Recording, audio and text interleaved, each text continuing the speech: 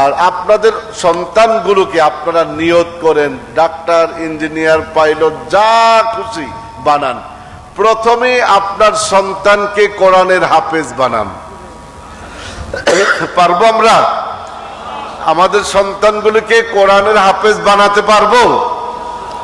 আল্লাহ কবুল করুক, সকলে বলি আমিন।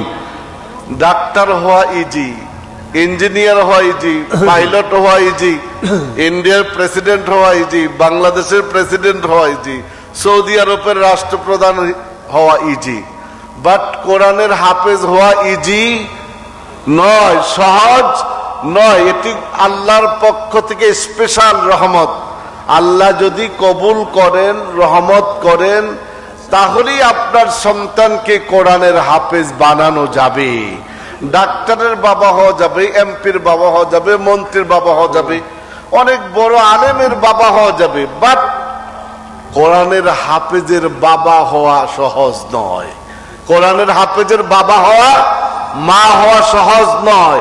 এটাও কিন্তু আল্লাহর পক্ষ থেকে কবুলিয়াতের ব্যাপার রয়েছে। সুতরাং আপনারা যারা হাফেজের বাবা ইতিমধ্যেই হয়েছেন, আপনারা ভাগ্যবান নয়, আপনারা সৌভাগ্যবান। আর যারা আজকে নিয়ত করবেন, আপনারাও সৌভাগ্যবান ইনশাআল্লাহ, যে আমি একজন হাফেজের বাবা। আমি প্রাউড ফিল করি যে আমি একজন হাফেজের বাবা। আল্লাহ রব্বুল আলামিন আমাদের প্রত্যেককে অন্তত পক্ষে কোরআনের হাফেজের বাবা হওয়ার তৌফিক দেন। আর যদি সেই সুযোগ কেউ হারিয়ে ফেলেন, অন্তত পক্ষে হাফেজদের সাথে যাতে আপনাদের সুসম্পর্ক থাকে, একটা সম্পর্ক থাকে। আমরা এই নিয়ত করবো তো ইনশাআল্লাহ।